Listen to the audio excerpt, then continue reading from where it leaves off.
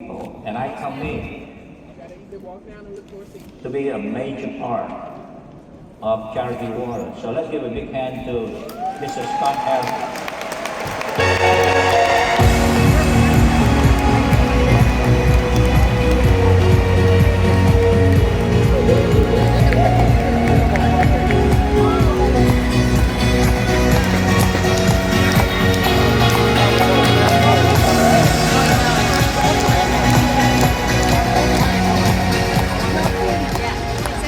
All right, it is great to be back here to share my story. I've got my 11-year-old with me today, and my son says, are you going to do the talk again?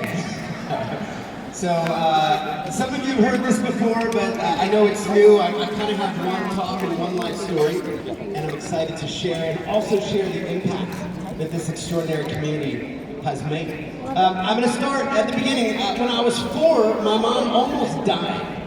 New Year's Day, 1980. I was born in a middle-class family. He was a business guy, she was a writer. And when I was 4, we moved to this very ugly gray house at the end of a cul-de-sac. And the house had a carbon monoxide gasket. They had not yet invented the detector. So my mom collapses on the floor. And my dad discovers the gasket, which was this heater that had been improperly installed in the basement. He rips out the heater. But the damage was irreparable for my mom, and she never got better. She went from a healthy woman, and she put on a mask, and her immune system died forever. And for the rest of her life, she was connected to oxygen. She was living in isolation, allergic to the world, allergic to anything chemical. So I was an only child. I went early on into a caregiver role. My parents brought me up in the church. I remember playing piano every Sunday. And I was home recently and I found some photos. Apparently they also used a cereal bowl to cut my hair for a series of years. I don't know why they never took me to the barber, but I was a nerd. I was a good Christian kid and I wanted to be a doctor when I grew up. And I was committed to healing my mom and other people who I'd met with conditions such as hers. However, at 18, an 80s kid. I announced to my parents that instead of becoming a doctor, I'm going to move to New York City, and I'm going to become the greatest nightclub promoter in the world. This is not what you want to hear if you're Christian parents. Again? Your son has gone prodigal. So for the next 10 years, I turned my back on faith and morality in the church, and I started filling up New York City nightclubs, and I learned that if you can get the right people inside the right clubs, you can charge them almost anything for alcohol. They will pay $1,000 for a bottle of champagne that costs $30. Yeah. $30 for a cocktail that costs 30 cents to make. And over the next 10 years, my life started to deteriorate. It started with the smoking and the drinking and the drugs. And this picture is a perfect representation of what I thought was important.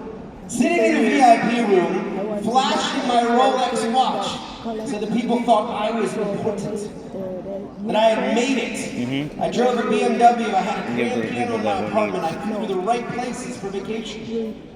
But on the inside, because it was all about money, I was dying inside, I was rotting. I had done nothing for anyone else. This would have been around 10 o'clock, this would have been around 3 in the morning, this would have been around noon the next day, realizing how much I hated my life. And then when I would wake up in 7 hours and do it all over again. And fill another club. Oh, that's a good idea. At 28, after 10 years and 40 nightclubs, I realized that if I died, the only thing you would write on my tombstone is, "Here lies a man who's gotten 1 million people drunk." That would have been my legacy. And I realized how far I'd come from the foundation of faith and morality, use it and come back service that and my get parents had tried to instill in me. Yeah. And I had a big life change. I Great decided idea. I'm going to start life Wonderful over. idea. I'm going to sell Yeah. everything I own. Should. And I want to go live in the poorest country in the world for 1 year. Together, me and you. And I wanted to serve Yeah. and see where that might take me. I need somebody. So I do this and I start applying to famous humanitarian organizations, the World We can do Cross, the World Vision, the Red Cross, IRC, Doctors Without Borders. Turns out none of these organizations will take a nightclub promoter on. exactly. They are like, serious organizations charity looking for water doctors Uh-huh. and serious humanitarians. so that we can But finally, one organization said, like if I was willing to pay them $500 a month, give away. and if I was willing to go live in the poorest country in the world, post-war Liberia, West Africa, Of course. country I'd never even heard of at the time, that they would take me When on. we collect the And they took me on as their volunteer photojournalist. I would be taking pictures and writing stories we already delete all the of what was happening on this humanitarian Right. mission.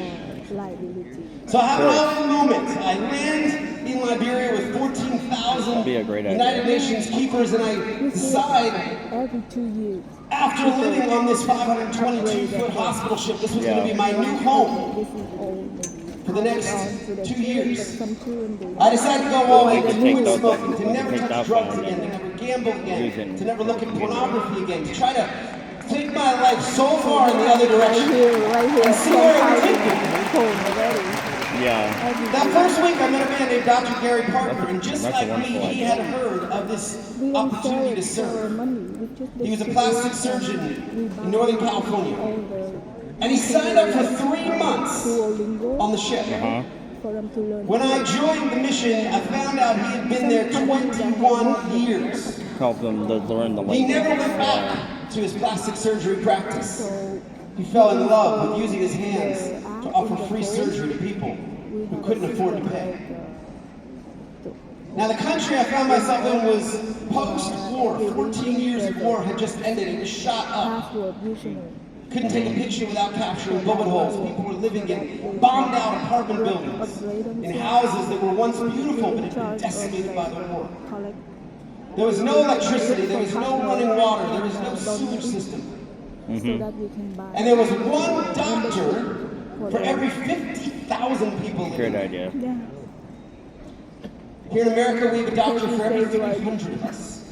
Social media, so I think So before the ship would Yeah, come, yeah, because I'm a small YouTuber advance team would and a post these TikToker. flyers and they'd So, say, if you have a yeah, facial tumor I do or flesh social eating media. disease, if you were burned by rebel soldiers, if you were born with a cleft lip or a cleft palate, turn up on We this can make day it ours. and our doctors will help you. My third day in West Africa, I wake can up do at it. 5 in the morning and I learned that the government has given us a football stadium, Smallwood. the center of the Make it a city, small group and where we would greet the patients who responded to these flyers.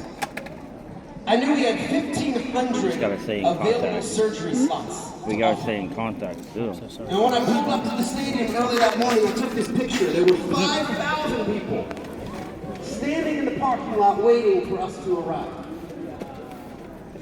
I realized that day we were going to send over 3,500 sick people home. I mean, I love new ideas. Home without the chance to see a doctor. I have this idea. I later for learned like many of these people had walked for more than Before COVID?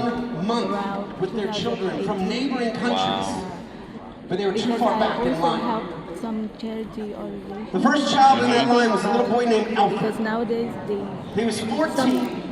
And his organizations mom had gotten him there a couple days they early, and she pulls out this photo and she said, my son was completely healthy at 10 years old. not very But then nowadays the tumor started carry growing a lot of books. at 11 and at 12, and she took him to the witch doctor, and none of the spells worked. And when I met him 3 years later, he was suffocating to death on his phone. Right. With the phone, it's easy to carry. And I realized that's Yeah. why Dr. Gary had stayed there 21 years. Because he was going to help people like Alfred. Only one app can have thousands. A couple days later, I put on the hospital scrubs and I watched an 8.5 hour We can make surgery. it better. I watched Dr. Gary remove his tumor, and a couple weeks later, I got to take him back with his new face and a new life. And that time I know this language. Now, this was what my job was like. I would wake up in the morning and I Yeah. would meet the patients scheduled for surgery that day. I'd get to know their stories. This woman, Martha Lean, told me this tumor grew slowly for 8 years. And people would throw rocks at her face if they saw her in public. They thought she was cursed. But what she needed was a 40-minute surgery It's very difficult. to remove a benign mass. I don't need money, where the money. So I love this job, and I was emailing everybody I'd ever met in clubs these stories of transformation. And I wound up raising over $100,000 as people that used to come to my clubs would send money for surgeries. The year ended, I went back for a second year, and that's when I learned what was making so many of these people sick. Like the cell phone, everything. And it was something I had never experienced in my entire life. So we only It was dirty have, water. like shipping costs. I learned half the country was drinking from open swamps and from ponds and from rivers. And I learned half the disease was because people were drinking dirty water, according to the World Health Organization. I remember meeting this 13-year-old girl named Hawa. I've just And I been couldn't waiting believe for it. the For right the 10 moment. years that I had For the been right selling person. expensive bottled water in my nightclub, she had Always been wanna coming to collab this with someone. swamp. It's the only water she had ever known in her entire human life. Because of the condition she was unlucky enough to be born into. Something that I knew that never. So I show these photos to Dr. Gary, and at the end of the second year he says, why don't you make this your problem? Money. Why don't you go back Traveling to New York and try to bring clean water thousands of views to on every YouTube single person in the world with before this you music. die? I said, okay, I'll try. Anything he said to me, I probably would have done at that time. Did he pay you? No. I finished the second That's year, free. I come back to New York We City, started and as you met me. started at 19 years ago, I would have told you the same thing as now. We're trying like, to what are bring you clean doing? water to everyone on Earth. Otherwise, I do music and stuff. Not 100,000 people, not a million people. Every How about I single can write person stuff? on Earth deserves clean water to And drink. months later down the road, he was like not working the gas station anymore. Now we made some progress, but as we sit here today, there are 700 million people drinking dirty water around the world. About 10% of the world is poisoning themselves right now. And if you were to come with me, you would see things that would shock you. You would see children, maybe the age of some of your children, walking knee-deep into brown, viscous swamps to get water. You would see little girls drinking what looks more like chocolate milk or coffee. And then you would follow them to the water source and see that they share it with the cows who are defecating in those water sources. But it's all that's available. I met this little girl in Kenya, and she was drinking from this bottle that was connected to the Molo River, and every time she would drink, she would vomit a little bit. I took this water away from her, I gave her all the water we had, and I wondered what was in it, so we put it under a microscope. Her water was alive, with parasites, with microorganisms. As I traveled around, I learned that leeches were a problem for so many of these women. They would show us the leeches that they had to try to strain out of their water sources. And they said if those little leeches get through, they stick to the back of our throats and they swell. We heard stories of women using sticks to pry the leeches from their children's backs. Heard other stories of people drinking diesel fuel to kill the leech, but hopefully not enough to harm the person. I learned beyond health, there were implications with education, and that a third of the schools in the world when I started didn't have clean water. Imagine sending your child to a school without water or without a toilet. And I learned in so many countries around the world, this is the #1 reason why teenage girls drop out of school. There's no water at the school. There's no toilet at the school. And it's their job to go and walk 4, 5, 6 hours for the water. They don't get a chance to finish their education and lead their communities or their countries forward. You are born here? I've now been to Africa 55 times. I've been to 72 countries. I've never seen men get water in any culture. Vietnam. It's always the moms who are digging in a sandy riverbed. Still a lot of rural area, like Or these women who told us they were most afraid of crocodile attack as they came to this river. Till this day. There's stories of rape, schools. of hyena attack, of lion attack. And imagine being afraid for your life. And then this is the end result. This is what you bring home to your family. You have to help with family, like farming. So I'm not happy living in a world where this is a reality. Children. What's great about this is it is a solvable problem. That's all I learned, yeah. I'll tell one more story, the one that impacted me the very most. Save There's a people's woman lives. named Letta Kiros from Ethiopia. Change them. Because some of the I was on a trip up there in the north and someone recognized me and said, "You're the charity water guy." let me tell you about my village. He said, I'm from a far place. And all the women used to walk 8 hours in my village. And he said, one day, after an 8-hour walk, there was this one woman. And before she reached her house, she slipped and she fell. And she spilled her water. And she broke her clay pot.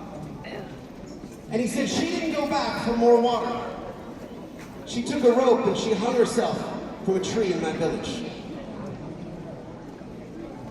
He let that sit. And he said, the work you're doing here is important. And he walked back into the kitchen. I remember thinking, there's no way that's true. People don't spill their water and hang themselves. But I wanted to know. So I went to this village and I flew to Addis and I flew up to the north.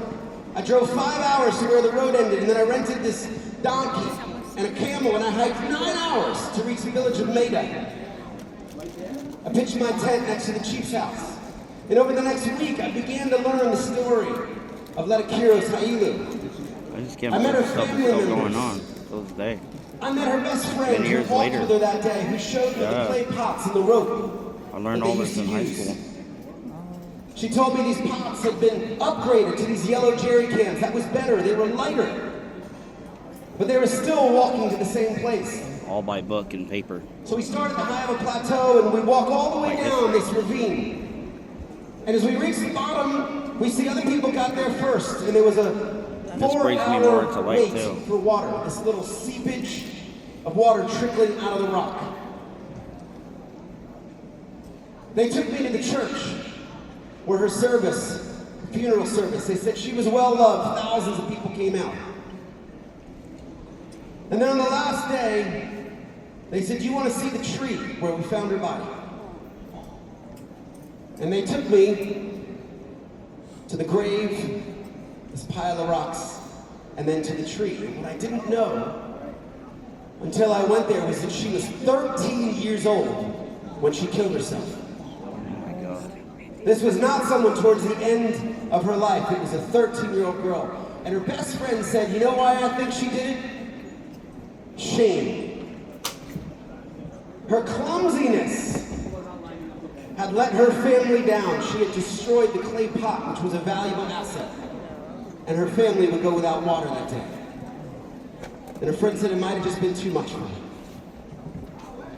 I remember coming back so angry. How is it possible we live in a world of such abundance and wealth? And yet a child in desperation takes her own life because of water.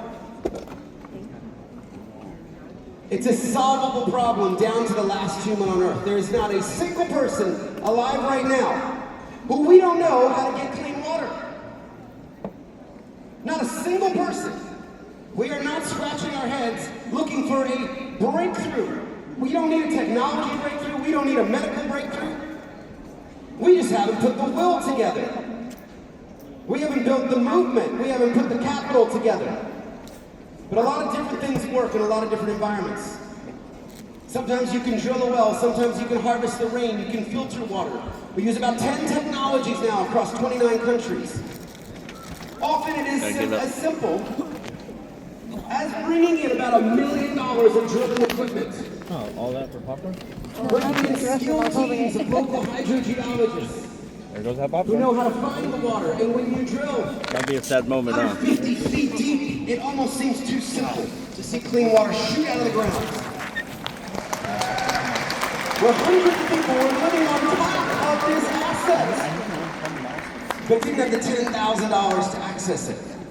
It's always a party. The kids crush the drilling rigs. Their parents are trying to peel them off. They want to taste and see the clean water for the first time in their life. Southeast Asia, the solution's a little different. We have the largest bio sand filter program in the world, and we work with women to create household filters. And they pour the dirty water in the top, and it comes out clean. 99.5% of all the contaminants removed, clean enough for all of us to drink. Whatever the solution is, when you bring clean water into the lives of people, it changes everything. Water is the most transformative aspect of human life. You are dead in days without it. Huh? And when you bring clean water, It immediately brings health to every single person it touches. Yeah, I know. When you bring clean water to schools, girls go back to school, the grades of everyone improves. When women get clean water, we hear amazing stories of what they do with that He's a reclaimed time. multi-millionaire right now. Imagine walking 7 hours a day, 7 days a week, He does and all then these one game day shows. you have 49 free hours for the rest of your He life. gives out free money. We hear stories of entrepreneurship. Women like Postina here in Uganda, who uses the extra time and the water to bake donuts. She sells them at the market. She puts her kids through school and improves her home. Every dollar you invest into water makes communities at least 8 times richer. Water is health. Water is also wealth. The time turned into money, the health savings, the improved education. One of my favorite stories, if you have a 13-year-old girl in despair on one end, you have Helen on the other end. One of the first people we ever helped in Uganda. It was the end of a long day and we were visiting villages and we wanted to sneak into Helen's community. Because there's speeches and there's fanfare and we just wanted to see, was the water project working? Were people using it? Well, you'll meet Helen in a minute. She's in green. She somehow got word of us coming, and a traditional greeting shuts down the road.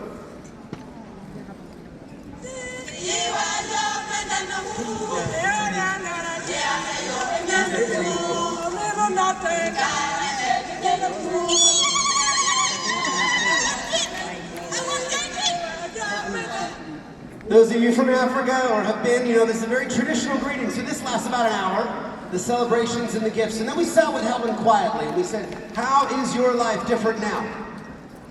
And Helen begins to tell us the story of these 2 yellow jerry cans. She said, every day I would walk for these 2 cans and there was never enough water and I would have to make decisions. Do I cook? Do I clean? Do we drink? Do I keep my house clean? Do I garden? So there was never enough water. And as a Ugandan woman, we put our families first. She said, now that there's a well in my village, now that I have all the water that I need, here's what she said. She said, now I am beautiful. Well, we didn't get that at all. We're like, of course, Helen, you're a beautiful 55-year-old woman in Uganda. She said, you don't know what I mean. Now, for the first time in my life, every day, I have enough water to wash my face and my body and my clothes. Every She said, woman I feel has a beautiful. snack in her purse. Doesn't matter what it is. You guys always have snacks. Has the power to bring health and education and restore dignity to humans. And what I love about it is there are so many Helens that have been created around the world. When you can take dirty water to clean water. It's also maybe one of the few things that everybody can agree is a good idea. Whether you're a Democrat or a Republican, whether you're a person of deep faith, or whether you're an atheist. Clean water is an inarguable, common good. So I started Charity Water 19 years ago to try to solve this problem, to bring clean water to everybody on earth. I was 30 when I started, and I just knew everyday people, and I realized so many people don't trust charities. They don't know where the money goes. Will the money actually reach the people? 42% of Americans don't trust charities. 70% of Americans believe charities waste money. So I thought, what if we could build a different kind of charity? What if we could reinvent charity? I had a couple big ideas. What if we could design a model where 100% of any donation we ever took in anywhere in the world from the public would go directly to build water projects. And then in a separate bank account, we'd raise the staff salaries and the overhead from a small group of people, of investors. Well, if we sent 100% of the money to the field, couldn't we build technology and prove every single dollar? We became the first charity in the world to put every completed water project on Google Earth and then on Google Maps. So people can see the satellite images of the projects that they funded.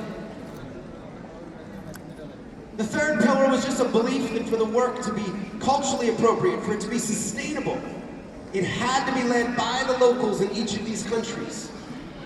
No guy like me from New York should run around Kenya with a hard hat on, pretending I know how to drill wells. We would build the movement.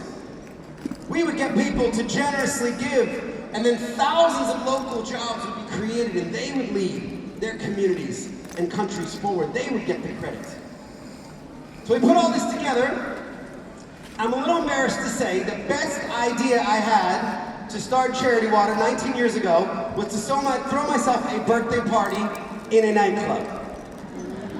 Now I got the club donated, and I emailed everybody that I knew, and I said, I'm turning 31, please come to my birthday party. But if you want to get in, you got to bring a $20 donation with you. And I put this plexi box out at the door. And at the end of the night, those $20 bills added up to $15,000. And we took 100% of that money to a refugee camp in northern Uganda where 30,000 people were living. And we wish we could have done more, but we did our very first well. 3,000 friends? And then we sent the proof, the photos, the GPS coordinates, and video back to those 700 people who gave $20. The same business model we do. And we said, your money mattered. 100% of it reached the people in need. Will you give again? Will you tell your friends? The smart business. It worked. We tried to come up with campaigns to get people to think differently about water. Here, what if you couldn't boil your pasta? What if you were a mom who weaned your child and went from breast milk to death in a baby bottle, which was killing so many children around the world? We got donated media on the backs of buses and thousands of taxi tops and indoor billboards and outdoor billboards and takeovers of Times Square, trying to take our story to the streets, trying to engage people in this issue that they've never thought of before. Try to innovate in fundraising.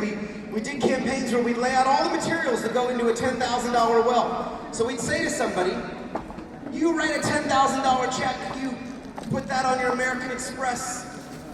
That's what you're buying. That's where 100% of the money goes. For a well in Ethiopia. But if you gave $10,000 for a project in Cambodia, it'd buy a completely different set of materials for a very different solution. But that is where the money is going. We tried to break this down for people. Building a 100% model, it was a little hard in the beginning, I'm not gonna lie. But we started finding people who didn't mind paying the overhead costs. We went to builders and we said we're gonna create a program called The Well. We went to people at LinkedIn and Spotify and Shopify and senior executives at Pinterest and Apple. We said, you build businesses, help us build ours. Went to people in sports and entertainment. I'm not sure that It's an ID Depeche VPN Mode and Tyler where you Perry and keep Tony Hawk the have anything locations else of in the common phone. except they were willing Like a GPS. to pay for the staff salaries of the people of the organization. Went to people in business. And today, that 100% model is made possible by 147 families all around the world. And they have made it possible for millions of people to donate in the very purest way. Under charity. In 19 years, we've been at this. Right. We've been working hard, and thanks to the generosity of 2 million people around the world. Charity? 2 million people who could just have done nothing. She's very, already has. But instead, they gave. Vietnam. And they gave collectively now over $1 billion People go to school like this. to help So I think go from that very first well first to 216,000 communities with clean water in 29 countries. 21.6 million people now have clean water And build because it of up. the charity water community. just like here. We start with one. Even though we run these 2 bank accounts, And we move run along, built one of the most keep trusted brands in changing modern people. philanthropy, getting the highest marks from every watchdog group, every auditor who has ever looked at We have us. a container of all We believe in the financial books, stewardship. like iPad, Samsung. You know, looking back on the journey, Wherever you I'm have about to turn donated, 20 yeah. years in this, Government will in a couple months. think, Obviously, is it this a guy is real long problem gone, or is and it Coach does not invite this guy to speak. So we have to make it And since I said goodbye to him 20 years ago, I've been blessed with an Paperwork, amazing yeah. family. That's my wife, Victoria. My son Jackson was here with me, his sister Emma. And then I just turned 50, 8 months ago, and we did it again. This is Leo. Wow. He looks as surprised to see how old his dad really was. So we now have 4 beautiful children. Dr. Gary, believe it or not, he is still on that ship, and he just celebrated 40 years of service. And this man continues to be an inspiration to me. I'm about to hit 20 years. What would the impact look like? If I make it to 40, if I make it to 50 years of service. Got to visit our first well over 10 years after people threw 20 bucks in a nightclub. And I took a picture of it, and it was just so incredible standing there, realizing that over a decade later, clean water is still flowing. Because a bunch of people did something small. Something that probably was the cost of a few coffees or a couple drinks. These days, maybe 1 drink at an arena like this. But they created a decade-long impact for a community in need. I wrote a book about the experience if you're interested. There's a book called Thirst. All the money goes directly to charity water.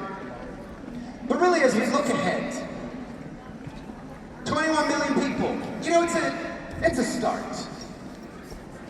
On my bad days, I try to fill stadiums full of 21 million people.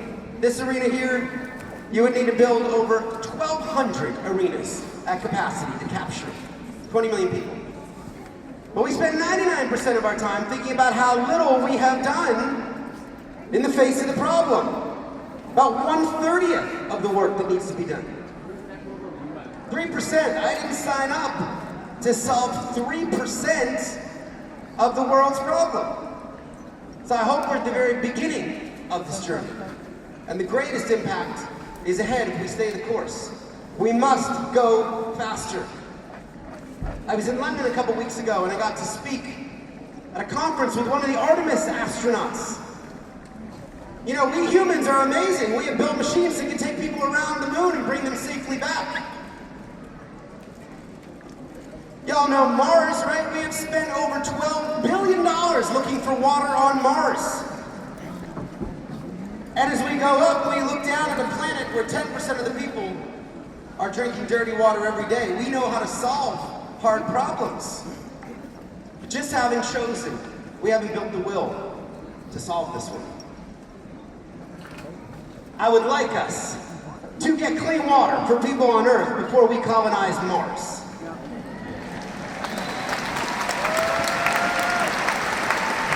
As I said before, what is so exciting is that we are working together on a solvable problem, and by doing water, you impact health and women and education, and you fuel economic growth. So there's 2 ways if you're sitting here and you want to be a part of this movement, together with WSB. The first is by joining this community called The Spring, and this isn't that complicated. A bunch of years ago we said, you know, people are subscribing to Netflix every month, and Spotify, and Apple Music, and magazines, and TV. What if we could create a subscription community for good? Where we don't give you any music or any movies, but 100% goes directly to help people get clean water. We started inviting people into this, and the idea started spreading. We now have Spring members in 149 countries around the world. It takes only $40 to give 1 person clean water. We have people who do that pretty easily every month. We have people who do less. We have people who do more. But every month, whatever people are able to give, we send out impact studies. We build dashboards and trackers where people can see where their $5, $10, $20, $50, $100 a month goes. And they can learn about the impact that they're making. Spring is one of the greatest ways that we have partnered with this amazing WSB community. The second, we've had dozens of people here who've said, I think I can do an entire village. I think I can do an entire water project, and they've committed $10,000. It's an amazing experience. You get to learn about the community. You get to track where that money goes over time and bring your whole family or your whole office on that experience. What that means, whether you're helping 1 person, whether you're helping a community, is that kids like John Bosco, I showed you him earlier. One day, a child like this, a family goes from drinking unthinkable water, and because of you, drilling rigs start heading towards that village. And they pull off the paved roads and they pull down those dirt roads. And one day John Bosco got to see Rwandan drillers. People who look like him jump out and start solving that problem. It took him a few days. And they found water and they started building the well. And in less than a week, this little boy is drinking clean water for the first time in his life. We got to go back 8 years later. And we found that John Bosco, our shy teenager, he was all grown up. He'd become a man and he had just gotten married and he had just had his first daughter, to Jean-Marie. And we realized how profound the impact those donors had made in this community. This child was born into a world of clean water. She would never know the swamp of her parents, of her grandparents. And that's the simple belief that every child, every mom, every father, every family gets clean water to drink. We've partnered with WSB for many years, as Coach said. Coach came up with an ambitious goal, sitting with his team saying, what if this community brought 1 million people clean water over the coming years? 3,500 people now have joined the Spring community, giving what they can every single month. Dozens of people have sponsored entire water projects. And so far, this community has donated $3.5 million.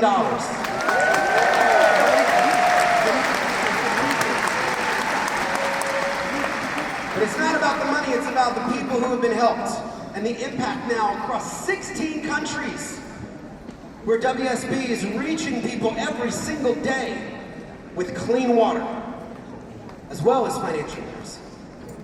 75,000 human lives have now been changed because of your sacrifice, because of what you have done. Faithfully giving what you can, spreading the word to grow this movement. And we know that this is the very beginning of this journey, and that we will reach 1 million lives together. So if you'll join us now, I'll put up a very simple QR code with some more information. You can learn about the Spring, you can learn more about the organization, you can sponsor a water project. But I didn't actually have this slide. Yeah, Coach had mentioned the first time we met. I had told him this quote I'd heard about, do not be afraid of endless work. And maybe just beyond giving and giving to charity water, I would encourage you all to just ask yourself, how are you using your gifts? How are you using your time, your money, your talent, your mentorship in the service of others? How are you looking out at the suffering in your local community, in the global community, and saying, here's what I can do about it? And with that kind of work, or the work of financial literacy, there is no finish line. There's no drop the mic moment. You don't get to be done serving. You don't get to be done giving. Because the more you give, the more you want to give. The more you help, the more you want to help. So thank you for having me back. Thanks for everything this community has done, and we're excited to see where we can go in the future. I invite you all to join us.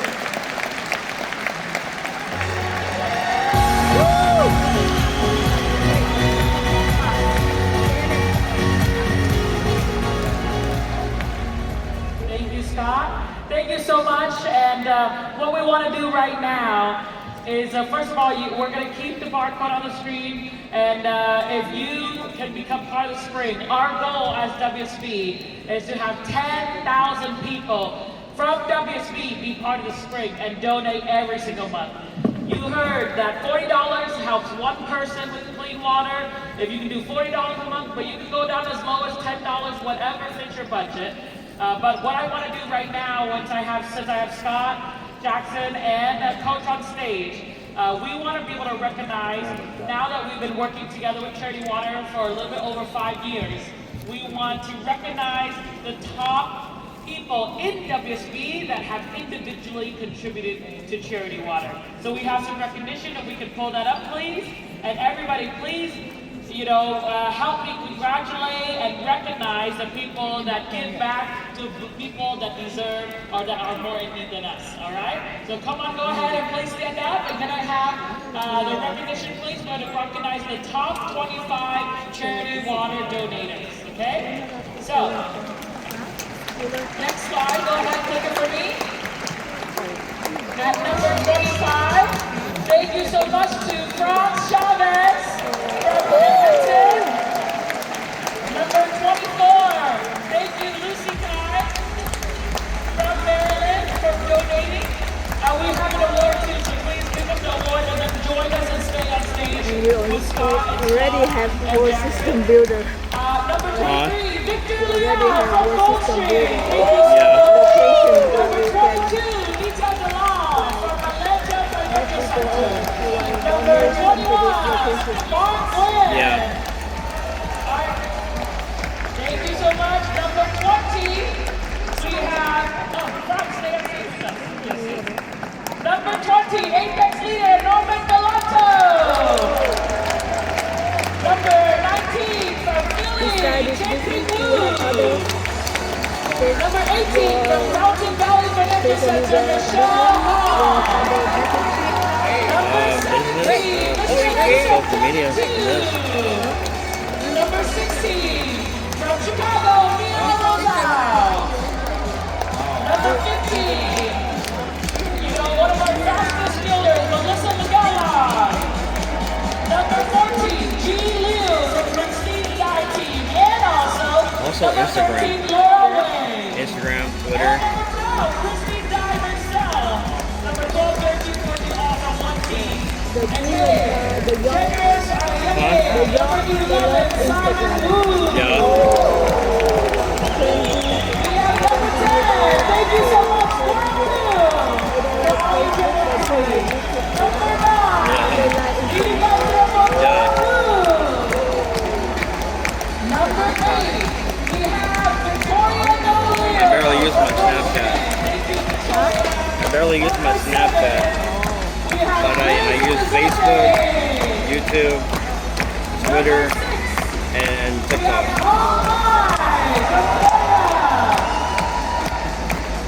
For all my social media. So I just post I post things everywhere. Number 4. Hitesh Patel from Seven Loyalty in Florida. And our top 3 individual donators into the personal contribution. Number 3, Anthony Cole from Eric Phillips Team. Thank you so much, Anthony. Number 2, we have